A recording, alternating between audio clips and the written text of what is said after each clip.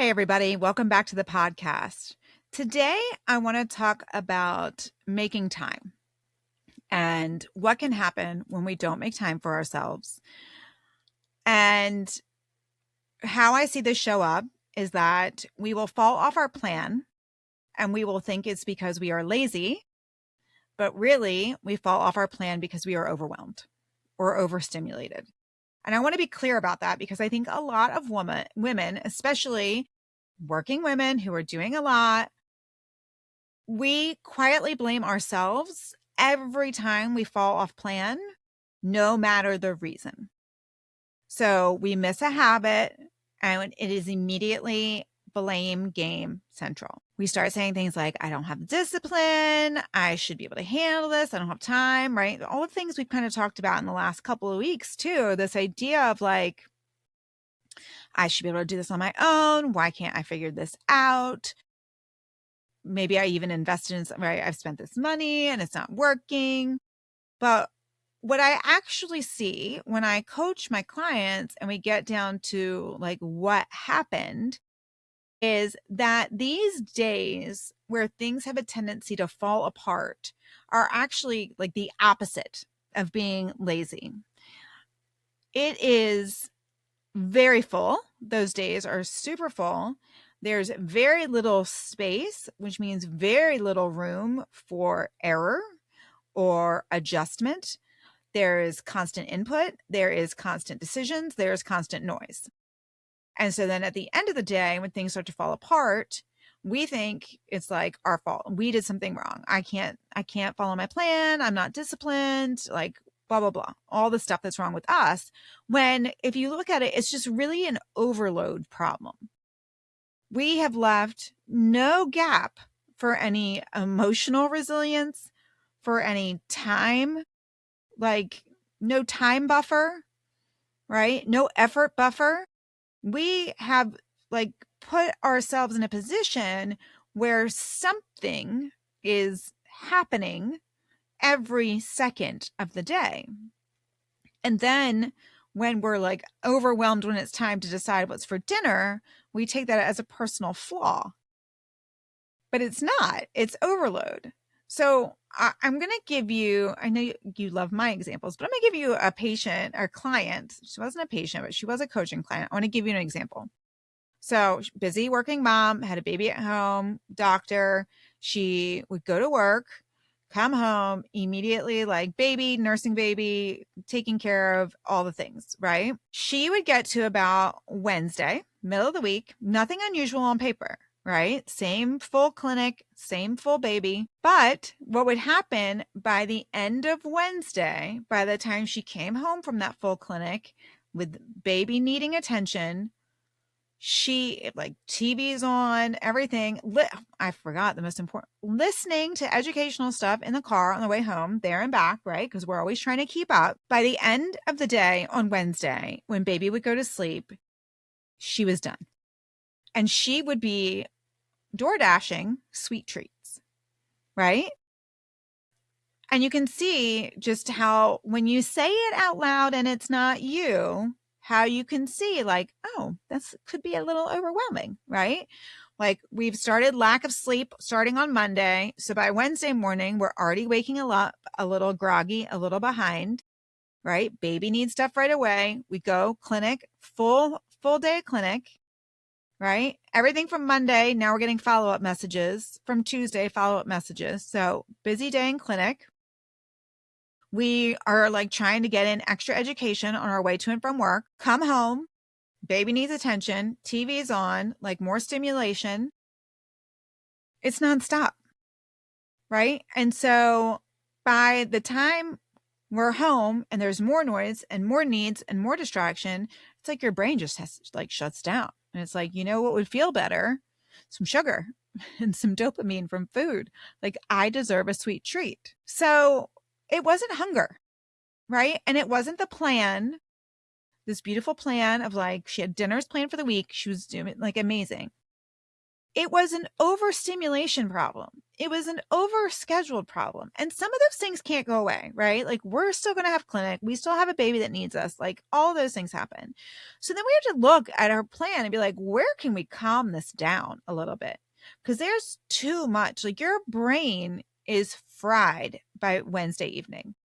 And that's like, and then we see the result of that, where it's just like hard stop, order me a croissant, right?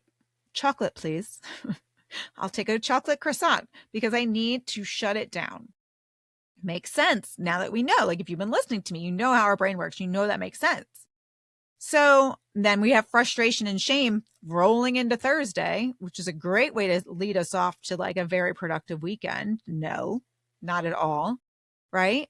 And so the problem wasn't ordering the croissant at nighttime or the box of croissants for that matter. That really wasn't the problem. That was the result of the problems that led up to that.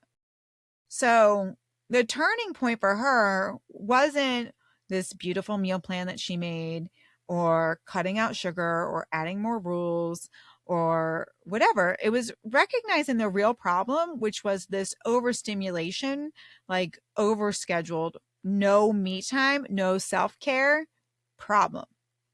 Okay. Because her whole day was processing, filtering, responding, managing the whole time. So by the time we do that so many days in a row, like our body doesn't need food, it needs relief. And it knows if you like, if it is strong enough, it will create an urge strong enough that you will give it food, which will turn your brain off for a minute. So the overstimulation is what was driving the behavior. So we needed a way to correct the overstimulation, right? And I've taught you how important self-care is before, and this is like showing that dramatically. The more input you have and the more energy your brain is using, like that is a finite resource. Okay. So your capacity starts to decrease. This is why, like, I find the first time people realize they're having trouble is like they have this perfect plan and it's dinner and it's from this overstimulation all day. Right. And then maybe we've like made a couple of tweaks and then we can make it all the way to the weekend. And then it's the same thing. Right. But really, if we look at it, lots of times it's this overstimulation, it's this over responsibility, it's this over scheduling that happens throughout the whole week. So either we like notice it by Wednesday or we notice it at the end of the day, or maybe we even notice it by dinner. Right? It just depends on what's going on. So instead of saying like, what's wrong with me? Why did I order baked goods? It's like, what was going on for my brain that I made that decision? And for her, you know, I'm giving you the highlights to make it more obvious, but I did not make it more dramatic. Like that was her schedule. That was what was going on. So I'm not churching that up at all. I am just condensing it to make it so you can see exactly what was happening for her. And so then we, for her, created a reset ritual because when we identified for her, it wasn't an overstress. It really was an overstimulation problem. And so by identifying what the true problem was, we could set up this reset ritual for her, which the first thing we did, like asked her if she would be open to not listening to educational material on the way home. And to mindfully realize that that was break time for her brain. So it's not really enough to like just not listen to it, but I think we need to present our brain with the idea like, hey, we're going to take a break now. Like I need you to start to calm it down before we walk in the door. Right. And I gave her lots of other things and she picked what worked for her. But some of them were like drive home in silence. You know, I love a good ride home in silence. I really feel overstimulated. Like I can identify it pretty easily. And the first thing I'll do is just turn everything off. My husband listens to like there's constant input. I don't know how he does it. But for me, it's just like quiet, like shut it down. Even if for some reason I'm on the internet, like I never have my volume on. Like so if it doesn't have captions, I can't listen to it. Right. Because I don't like the noise input. That's like my first clue. So I love the drive home in silence. Sitting in your car for a minute before you go inside. I've told you before, my husband's really good about this. He'll come in and he'll like go hide for a minute. And all of a sudden I'm like, where did he go? But he needs a couple of minutes to himself. So we could do that. We could sit in the car. I have driven around the neighborhood before I have pulled into my driveway. If I know that I need that extra minute, don't tell anybody. But I have, and it feels good. And like sometimes we just need that minute. I'll park and go check the mailbox. Even if I know they already got the mail, I'll do it anyway, right? Because it's like this just 3 minutes that I get to myself. We can put our phone down while we eat. I like to make lunch at work kind of an event with the cloth napkin and the glass and whatever. Like, no stimulation. Like, when you make yourself a nicer lunch, even if it's at your desk, people have a tendency to not bother you as much. Just putting it out there, right? So you can set that as a little break during your day. The other thing, if you are like, Stacey, this is me, like Wednesday, like I can tell by the end of the week, like I'm just dying. I love the idea of just going to bed early on Wednesday. Like maybe as soon as the kids are in bed, like maybe we don't watch a show that night. Maybe it's like the night we just go to bed early. When I get tired, I'll just pick a day and do this. If it's not Wednesday, it's whatever day. I actually did this yesterday because I knew that I was tired and I knew I was recording today. So as soon as the kids were asleep, I was like, sorry, husband, I'm not watching TV tonight. I'm going straight to bed. And I think I was asleep in like 5 minutes. And then I woke up refreshed and like ready to go today. So maybe it's that, right? Maybe it's taking a walk outside. Maybe that's the day we schedule with our friend, a little bit of accountability, and we go for a walk. So we just need to identify where this is going, like where our pattern is and where we can put some self-care in there. And I gave you the example of my client because I want you to understand that self-care is not like this luxury. It's not indulgent. It's preventative, right? For our health and like the health of everyone around us. Like if you are so overstimulated that you are door dashing bakery items at 11 o'clock at night, we're probably not showing up as our best self the next day or the day after. Because what we really need is less input and more rest. So, like by masking that problem, we're not solving anything. So, to be like our best self care is a must have. It is preventative.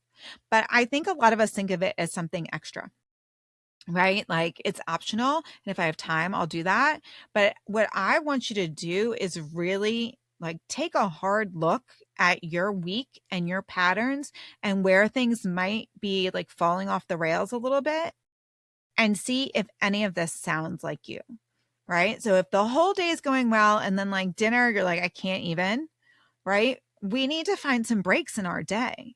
So maybe when we go up, like get up from our desk to go to the bathroom, we take a loop around the building, right? Inside, or do 5 squats while you're in there, whatever, right? I had another client, she was so good at this. She would go to the bathroom and she would walk the stairs up and down before she went back to her desk. Because even if you think you can't get up from your desk, you can get up to go to the bathroom. And so if you add 2 minutes to that, nobody's going to say anything. Okay. More like if you really want to, like every 45 minutes, set a little timer on your phone and get up and walk around for a second. You'll be more productive when you sit back down. Okay. So if you are falling off at dinner, you need to find something during your day, right? Put some headphones on, do a guided meditation, take a little walk when you get up to go to the bathroom, drive home in silence, like go check the mailbox or drive around the neighborhood before you get out of the car, whatever you need to do. Okay. To give yourself a little bit of a mental reset, a tiny, like self-care doesn't need to be like a 2-hour massage, although those are amazing and lovely, right? It can just be like, let me go check on my plants before I walk inside. Just something, that little bit of mental reset, that's what we're looking for. So if it's every night and dinner is just like it starts to just crumble, you need to find some place during the day. If you're like, my day is kind of okay, but like I'm with your friend who's like bakery items on Wednesday nights, okay, let's set a midweek reset. Okay. I love to do this. If you're like pretty good at food prep, I like to do a little bit of Wednesday routine anyway, so that I get new groceries for the end of the week. because I noticed I was falling off on the weekends. Like I'd be great about food prepping for the week, but not for the weekend. So it needs to be in my weekly routine that's like a couple of minutes that I sit by myself and block that time out and make a plan for the weekend. If you're making it all week and the weekend falls apart, then maybe we think we're making it, right? And we need to add a little thing in every day. So maybe it is enough just to like ride home in silence on Thursday and Friday, and then we feel rejuvenated. Maybe it is like, I'm going to stop at my friend's house on the way home on Friday and I'm going to do like a 15-minute catch up with her or walk around the block once with her, whatever it is, to give yourself a little mental reset for the weekend. If it just feels like the weekend's super unplanned, and it gets chaotic, then make some time to plan it. Okay. So I just want you to see, the first part is identifying like where you're getting a little overwhelmed and overstimulated, and then work backwards to find like new little protocols or new little reset patterns or reset plans that you can implement. Okay. Because your brain's doing that. These overeats, these ordering the bakery things, these like needing a glass of wine, your brain is taking these micro resets in just like a way that's not really working. Right. But it thinks it is. I mean, it's taking a mental break. It's just not solving the problem, and it's not creating rest or like, and you're not getting any like restoration from what it's picking. So it's happening. So why don't we pick what happens? Right? Instead of letting our brain make it something that we don't even really want. Like we don't want to eat off plan. If we have a plan, we don't set up a plan to intentionally eat off plan. Okay. So our brain is taking like those micro breaks, but so let's just give it a real one that we pick that is a little bit more constructive than maybe ordering our bakery stuff. Okay. So make it super practical. It does not need to be a 2-hour massage. It does not need to be a 2-hour bath. It doesn't need to be like our forest bathing hour in the woods. It doesn't need to be that much, but it needs to be something or our brain is going to pick it for us anyway. And we're really not going to like what our brain picks because it's not going to be in line with our long-term goals. That's not how our brain works. In the moment when he needs a break, it doesn't really care what like your goal for summer clothing is. It just doesn't. So we can do a little 3-minute reset. We can do some deep breathing. We can, I think, you can go back to that episode on meditation that we did where you can just do like a music meditation or a walking meditation, or we can, like stack some of our stuff with with things we're already doing, right? Something that gives us joy. Okay. So, if you have to do laundry, but you hate it, but you love listening to music, maybe that's where we put our earbuds in and we listen to music that we like while we're folding laundry. Okay. Maybe if you're just like, it's overstimulating. My office at the hospital, my NP and PA that I work with, we all like a lower level of stimulation at work. We don't have lights on in our office. We have like small lights so like we can see our computer, but we don't put the big overhead lights on. So maybe we do that at home, right? If no one's home, maybe we cook dinner like and it's a little like lower light. Okay. All the lights in the house don't need to be on unless you ask my children, but they don't need to be on. Okay. So maybe when we cook dinner, we like lower the lights a little bit. Maybe we, like some task that we have to do, why don't we just make it nicer and do something that balances it out? Okay. And then really, I want you to think about transitioning. When we transition from like morning to work or work to home, right? Those transition places are a perfect opportunity for a pause or some sort of reset. So when we are going from work to home, right? So turning off that music is part of like this reset that we're doing before we transition roles or transition locations. Any transition point is just an easy built-in to build in one of these things where we can like stop and do some breathing or listen to a meditation or just be in silence or, take the long way home. Okay. 5 minutes extra to your drive is not a problem. It's not a problem if you get stuck in traffic. So if there's a route home that's like more scenic, maybe take that once a week to reset. Okay. So even 1 minute, 90 seconds, 2 minutes of these transition resets can be super powerful. Okay. So if you are one of one of my lovelies that thinks it's a discipline problem and that all of these fall off your routines are your fault, I'm telling you it's not. Obviously, if you're in the membership, we're talking even more about this. May is all about self-care in the membership and ways to get that done and what it looks like and what it can be and doesn't need to be and just why it's so important. So if you liked this episode at all, we're taking it much deeper in the membership this month. I will make sure the link is in the show notes. But as always, the first 30 days are free. So you can come try it. No obligation, cancel anytime. But I think you'll really like it in there if this episode hit home at all. All right. I'll talk to you guys next week. Bye.